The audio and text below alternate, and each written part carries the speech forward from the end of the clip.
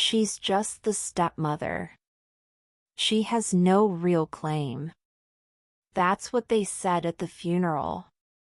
That's what they whispered behind her back.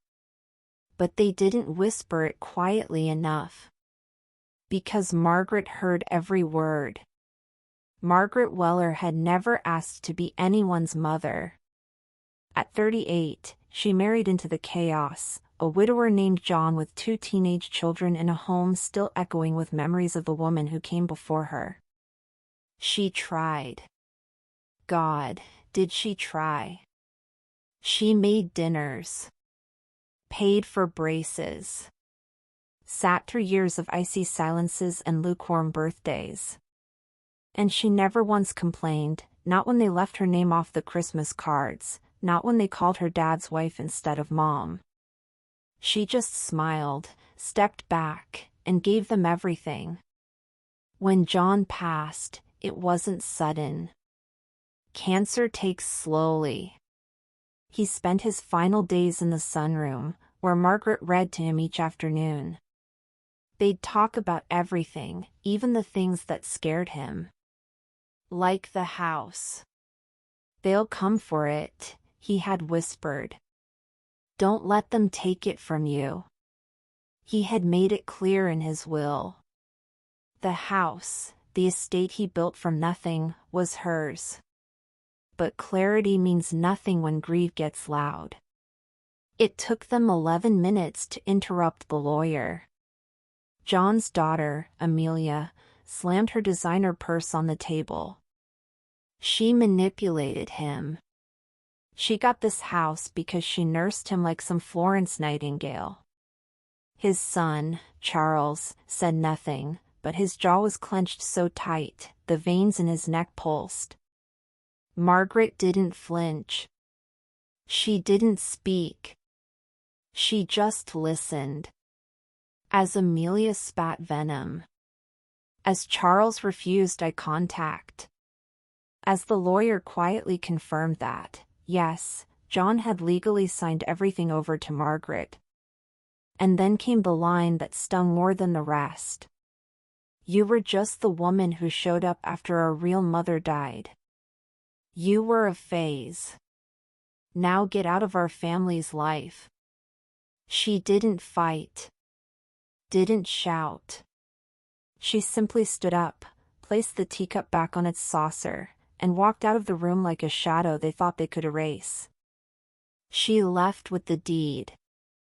But they left thinking they had one. Because what they didn't know was that the house came with more than bricks and beams. It came with something buried under the garden. Something John never told anyone, not even them. 2 days after the funeral, while sorting through boxes in the attic, Margaret found it. A sealed envelope. Her name in John's handwriting.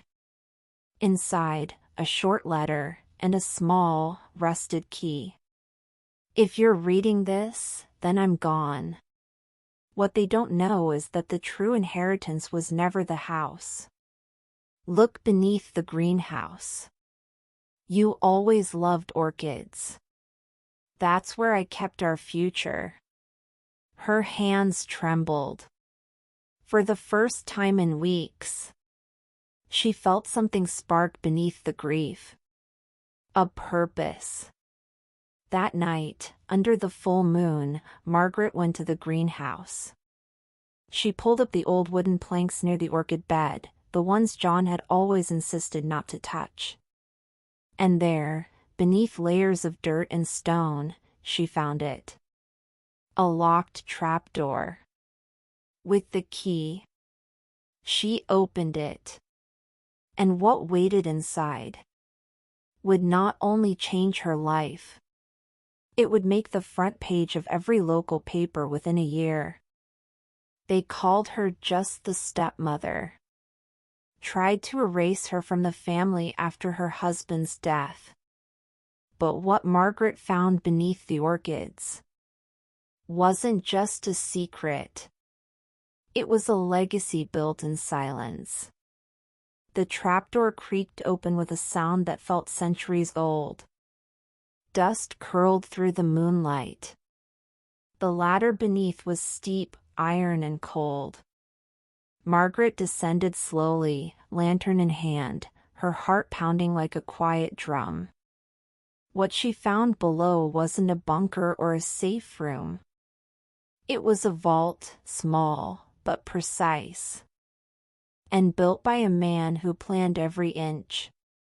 The walls were lined with boxes, metal shelves, and waterproof containers, each one labeled by hand. Each one full. She opened the first box. Inside, gold coins. Real. Heavy. Stamped. Next box, old stock certificates, not junk. IBM. GE. Ford. All with her husband's name. Another container had cash. Stacks of it. Bound and clean. But the last drawer, locked with a separate key, is where she found the real shock. Property deeds. 7 of them. Each one titled under a trust. Each trust, in her name. John had been building it for over 20 years. Not for the children who mocked her, but for the woman who stayed when no one else did. She remembered a moment, 4 years before his death. They were on the porch. He was reading, she was watering plants. "If anything ever happens to me," he said, "don't let them take what I built. I didn't do this for people who only show up at Christmas." She thought he meant furniture. Maybe the house. She never imagined it was millions. Over the next 2 weeks, Margaret did what she always did best, quiet work. She contacted a financial advisor. A lawyer, different from the family's. And a historian to authenticate the coins and paperwork. She didn't touch the money. Not yet. Instead, she used it to buy silence and build security. And then, she vanished. To the stepchildren, she disappeared. No calls. No letters. No trace. The house? Still in her name. Still legally hers.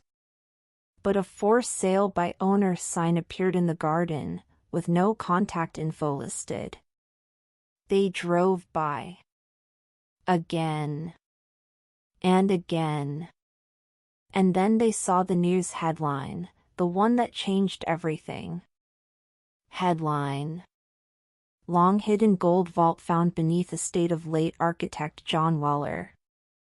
The photo showed only the greenhouse.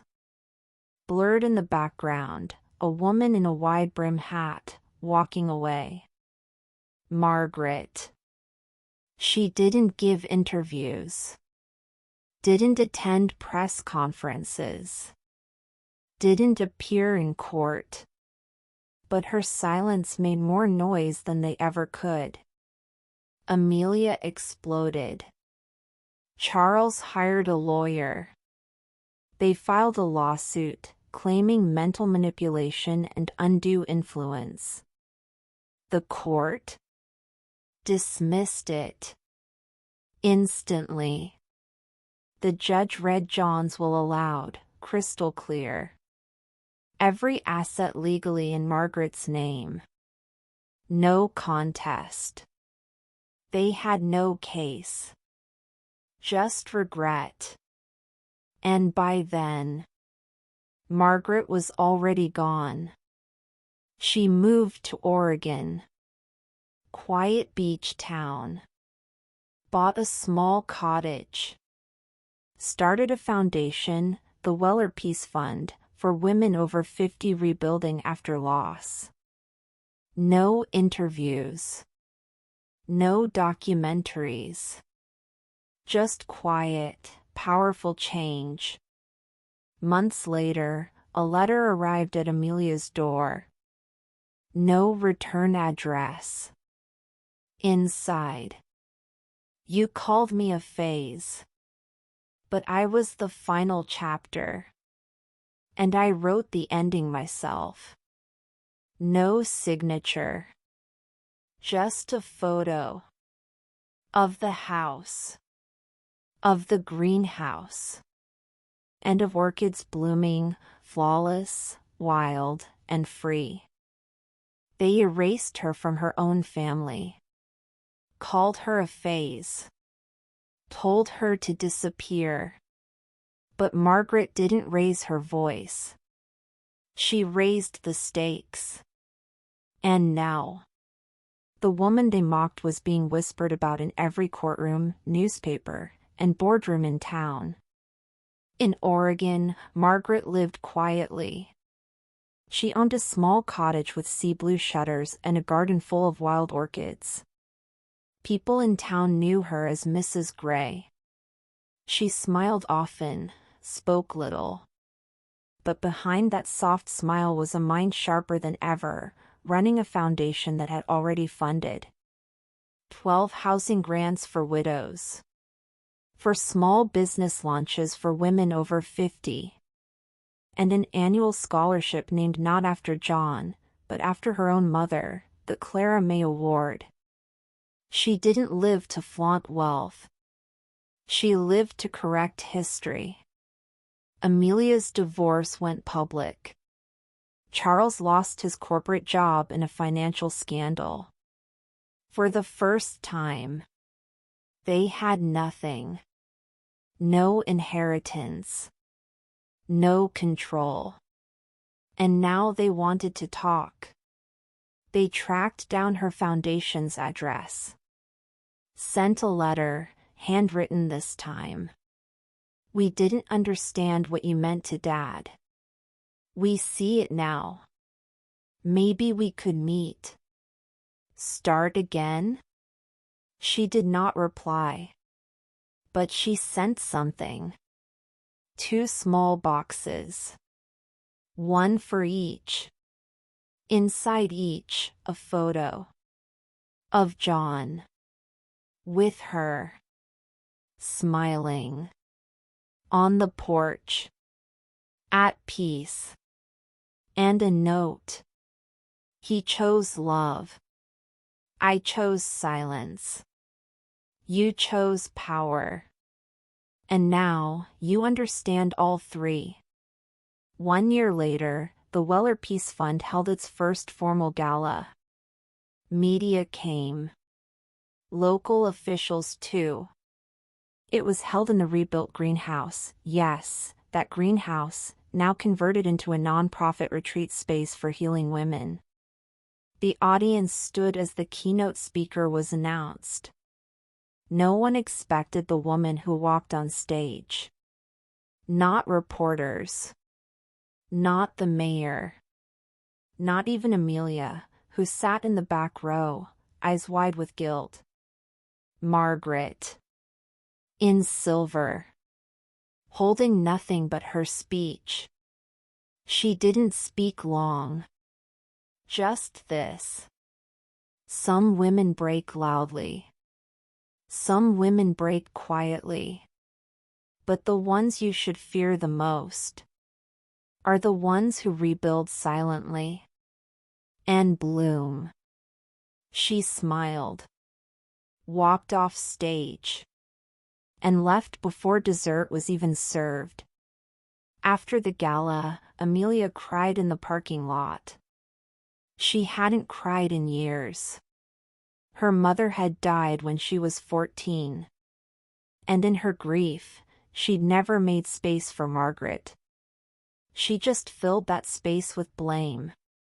But now, seeing Margaret, owning her voice without asking for approval, it broke something in Amelia. Something bitter. Something old. Something she'd inherited from a family that never knew how to love quiet women. Back in Oregon, in a drawer beside her bed, sat a letter Margaret had written years ago. Addressed to Amelia and Charles. Never mailed. Never burned. Inside it said, I never tried to replace your mother. I only tried to be someone safe in a world where love is loud and cruel. I didn't raise you, but I stayed. And in the end, staying quietly was the loudest thing I ever did.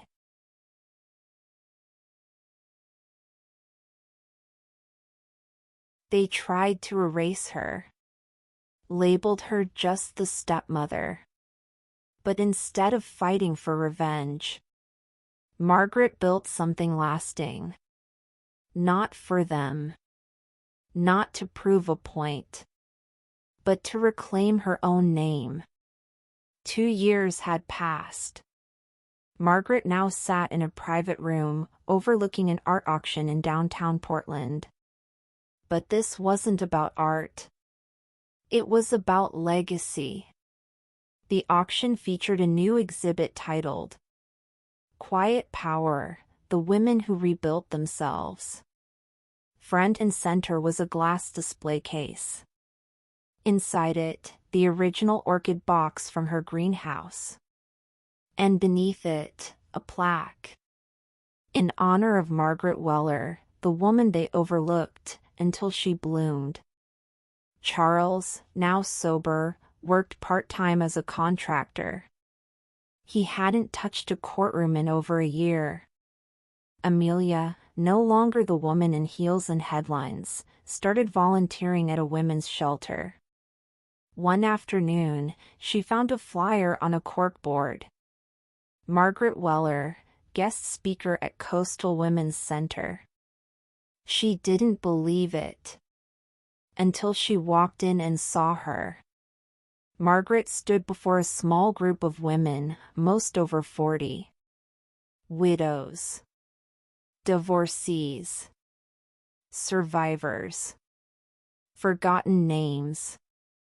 She held no script. Only her breath. They didn't break me when they erased me. They broke themselves when they forgot who stayed through the fire.